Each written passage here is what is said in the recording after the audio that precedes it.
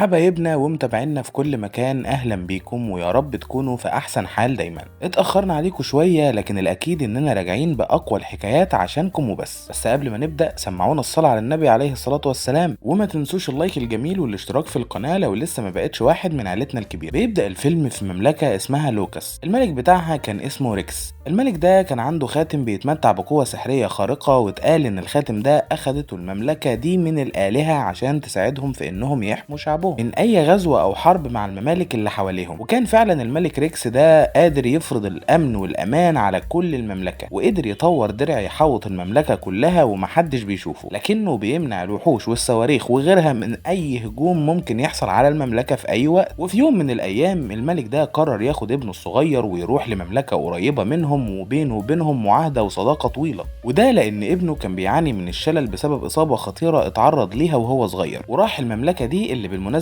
اسمها مملكة برنارد، عشان هناك قالوا له ان في علاج لحالة ابنه وهيرجع يقف على رجله من تاني. لكن للاسف حصلت حاجة غريبة غيرت احداث العالم كله وقتها. لما وصل الملك مع ابنه هناك واستقبلوه استقبال يليق بيه، مفيش ثواني وحصل هجوم على المملكة من مملكة تانية معادية ليهم هما الاتنين، اسمها مملكة نيفلهايم، اللي كانت بتتميز بالوحشية والدموية في كل حروبها، وما عندهاش اي حلفاء او اصدقاء لانها معادية للكل. وفعلا الهجوم ده كان شرس جدا ومفيش اي قوات قدرت تقف في وشهم، ولكن للاسف وصلوا للقصر وقدرت قوات المملكة المتوحشة دي انها تقتل الملك بتاع برنارد وتمشي. ساعتها حس الملك ريكس انه خلاص دوره قرب ولازم يهرب، لكن كل الحراس اللي كانوا معاه ماتوا في الحرب دي، فاضطر انه يشيل ابنه لانه زي ما انتوا عارفين ما بيقدرش يتحرك. واخده معاه، وكمان اخد معاه اميرة برنارد الصغيرة اللي كان سنها قريب من سن ابنه وقتها، وبدأ يهرب من قوات الاعداء اللي بتقرب منهم كل شوية. لكن الاميرة افتكرت ان اخوها لسه موجود في المملكة بتاعتها اللي تم غزوها، وما قدرتش تسيب اخوها وراها وتهرب، عشان كده بتقرر انها تفضل في المملكة ايا كانت العواقب. وقدر ريكس يهرب بابنه ويرجع على المملكة من تاني. الملك قرر بعد 12 سنة من بطش مملكة نيفلهايم اللي زاد عن حده انه ينتقم منهم، وجمع افضل مقاتلين في المملكة كلها عشان يجهز لمحاربة المتوحشين دول، وسماهم فرقة القوات الخاصة. وكان من ضمن جيوش الملك شاب مقاتل اسمه نيك، لكنه ما اتولدش اصلا في مملكة لوكاس. الملك ريكس بعد هجوم برنارد قرر يفتح للمهاجرين ابواب المملكة ويعينهم في كل اركان الدولة، من جيش لاطباء لعمال وغيرهم. وكان نيك واحد من اللاجئين للمملكة،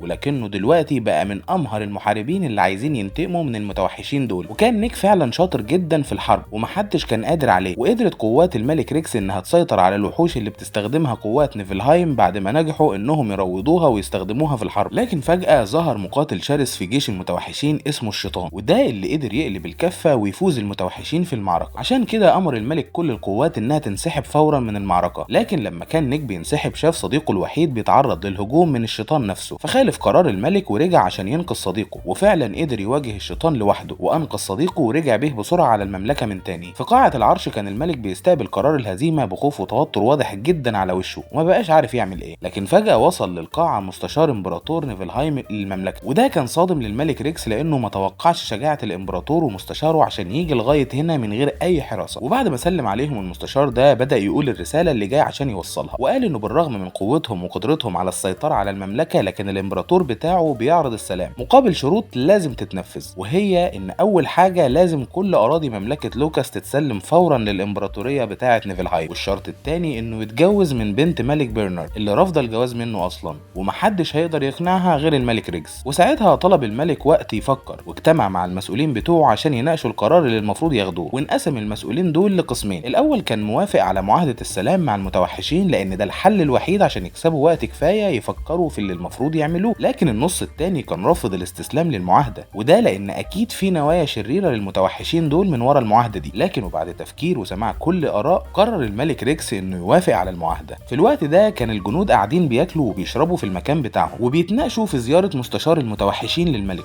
وبيتمنوا انه ما يوافقش على كلامه ايا كان هو جاي يقول ايه. وبعد شوية اتذاع قرار الملك انه موافق على معاهدة السلام مع المتوحشين عشان يحفظ دماء شعبه ومملكته. ده طبعا ضايق الجنود كلهم. لكن في اليوم التاني اتجمعت الفرقة الخاصة اللي كان نيك واحد منها، واتكلفوا بانهم هيساعدوا في تهريب اميرة برنارد من اسرها ويودوها لمكان محدش يعرفه عشان ما تتجوزش من امبراطور نيفلهايم. واتكلفت واحدة من الفرقة دي بالمهمة دي، لكنها في طريقها للتنفيذ تم اغتيالها من مجهول وماتت فورا، ومحدش عارف مين اللي قتلها. في الوقت ده كانت اميرة برنارد بتجهز عشان تهرب، لكنها تم منعها من الجنود، وده بأوامر من اخوها اللي بنعرف ان هو ويلوم ملك لوكاس على اللي حصل مع ابوه وامه في المملكه من هجوم من 12 سنه، ومتحالفين مع المتوحشين دول ضد ريكس ومملكته، وقدر فعلا يمنع اخته من الخروج وخلاها ترجع تاني على اوضتها. وبنرجع بسرعه لمملكه لوكاس اللي عرف اعضاء القوات الخاصه فيها بموت زميلتهم، وكان صديق نيك اللي بيحبها جدا وما كانش مصدق انها ماتت لغايه ما شاف جثتها في المشرحه. ساعتها لام الملك واعوانه على اللي حصل لها وقال ان هم السبب في موتها، وعشان كده قرر يسيب القوات الخاصه ورمى الشاره بتاعته وانضم للمتمردين. في المملكه كان اول مره يظهر امبراطور المتوحشين اللي اسمه ألد، وكان بيتفق مع الملك ريكس على البنود الاخيره في معاهده، واتفقوا انهم في اليوم الثاني هيجوا يوقعوا على المعاهده دي. وساعتها بتكون الاميره لونا اميره برنارد موجوده وبتتكلم مع نيك وتساله عن سبب غياب المساعده منهم، وهنا عرفها نيك بموت المقاتله اللي كانت جايه لها، وساعتها حست الاميره بالاسف الشديد عليها. وبعد شويه جه قائد جيوش الامبراطور ألد للونا وهي واقفه لوحدها، وقال لها ان هو اللي قتل ابوها في الهجوم على المملكه من سنين فاتت، ودلوقتي هم مضطرين للمصالحه. وكان ساعتها لونا عينيها بتولع بنار الانتقام. في اليوم الثاني وصل امبراطور المتوحشين للمملكه عشان يوقع على المعاهده، لكن ساعتها عرف نيك ان لونا مختفيه ولازم ينقذها، فبدا يعمل تحرياته لغايه ما عرف ان قوات المتوحشين متمركزه على حدود المدينه، وده معناه مش خير ابدا. فراح بسرعه على قاعه العرش للملك وبلغه بكل اللي عرفه. وساعتها قال الملك لنيك انه يجمع كل جنود القوات الخاصه فورا ويروحوا يدوروا على لونا في اي مكان وينقذوها من الامبراطور الخاين ده. اما الخاين فسيبوه لي انا، لان انا اللي هحاسبه وهحبسه عندي هنا. وفعلا بدات القوات الخاصه تجهز وتصطف عشان يبداوا المهمه بتاعتهم، وجهزوا كل اسلحتهم للمهمه دي. قدرت القوات تحدد مكان الاميره وراحوا عشان ينقذوها. في الوقت ده كان الملك ريكس مش قادر يعمل حاجه لانه حس من كلام الامبراطور انه جاهز ليهم وسابقهم بخطوه، وده فعلا اللي حصل، لانه قبل ما يجي التاكيد ان الاميره لونا بخير حصل هجوم على القوات الخاصه من الوحوش بتاعه الامبراطور اللي كان حاططها في المكان اللي مخبي فيه الاميره، وقتلوا كل الجنود. بس نيك قدر ياخد الاميره ويهرب بسرعه ويرجع على المملكه اللي بدات فيها حرب تانية وغدر الامبراطور بالملك ريكس، وطلب منه ياخد خاتم القوه بتاعته. لكن الملك فضل يدافع عن مملكته، بس للاسف قوته قلت كتير، وده قصاد قوه الشيطان بتاع الامبراطور. وقبل ما يقتله بثواني وصل نيك وقدر ينقذ الامبراطور من تحت ايد الشيطان بعد ما قدر يقلع ريكس الخاتم وكان هياخده. وبعد شويه فكر الملك لثواني وقال لنيك انه لازم ياخد لونا ويهربوا من المكان اللي هم فيه ويدوروا على الامير ابنه اللي خلاه يخرج بره المملكه قبل الموافقه على معاهده السلام دي، ويتجوزوا ويوحدوا شعوب الممالك كلهم اللي تم غزوها، وده بفضل قوه الخاتم اللي محدش ينفع يلبسه الا ابنه لانه هو الوحيد اللي من دمه. وفعلا وافق نيك، بس الاميره حاولت ترجع وهنا منعها الملك من ده، وشافته لونا وهو بيتقتل قدامها لكنهم كملوا هروب. العربيه اللي كان نيك بيسوقها ومعاه لونا عشان يهربوا اتعرضوا لكمين من المتوحشين، وده خلاهم يخرجوا عن الطريق، بس ما بقوش عارفين هيروحوا فين دلوقتي. فجاه استقبل نيك رصاصه من زميل ليه في القوات الخاصه واللي بيعرف انه خاين، وباع المملكه بتاعته عشان الامبراطور وعده بوعود كتير جدا. لكن نيك قال للونا تهرب فورا هي والخاتم، بس الخاين قدر يوصل لها في اللحظه الاخيره وطلب الخاتم منها، ولونا سلمته له بمنتهى السهوله لانها كانت عارفه اللي هيحصل. وفعلا اول ما الخاين لبس الخاتم اتحرق بالكامل، ورجعت لونا الخاتم تاني ورجعت عشان تطمن على نيك اللي فجاه ظهر زميله المتمرد وقال انه عرف حقيقه قائد القوات الخاصه لما خبطوا بالعربيه. وهنا ظهرت حقيقته فعلا، وبنعرف ان هو الشيطان اللي كان في جيوش المتوحشين. بس نيك بسرعه اتصرف ولبس الخاتم عشان يلاقي نفسه في ثانيه في عالم الارواح، وبدا يتكلم مع الملوك اللي فاتت قبل كده للمملكه، واللي بتقول له انه ما ينفعش ياخد قوه الخاتم. بس لما قال لهم على اللي بيحصل وافقوا انهم يدوا له القوه عشان يعدي من الخطر اللي هو فيه، لكن بعد ما الخطر يزول هتبقى روحه هي تمن القوه دي. وبيوافق نيك وبيرجع مره تانية لعالم الواقع، وبيطلب من صاحبه انه يساعد لونا في الهرب لانه خلاص محكوم عليه بالموت، بس لازم ينتقم من الشيطان الخاين ده. وفعلا قدر نيك انه يقتل الخاين زعيمهم ويموت هو كمان بعدها، وتبدا لونا رحلتها وسط المشردين عشان تلاقي ابن الملك ريكس وتسلمه الخاتم عشان يقدروا يوحدوا الشعوب دي كلها من جديد ويبنوا المملكه بتاعتهم. ايه ده، انتوا برضه هتمشوا كده؟ هو صحيح الفيديو خلص لكن لسه في فيديوهات كتير جايه، فانزل دلوقتي اتاكد انك اشتركت في القناه وفعل زرار الجرس عشان يوصلك كل جديد بننزله، وما تنساش تشجعنا بالضغط على علامه اللايك اللي تحت، واكتبوا لنا رايكم في الكومنتات في حكايه النهارده، ونشوفكم قريب قوي. باي باي.